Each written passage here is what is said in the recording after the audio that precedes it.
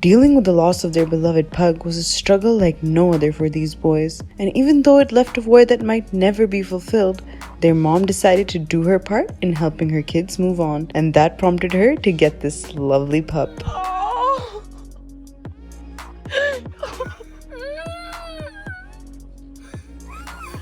Oh. It's alright, Jay. She's for you. She's for you, honey. We got a puppy now. Come pet her. That's your puppy.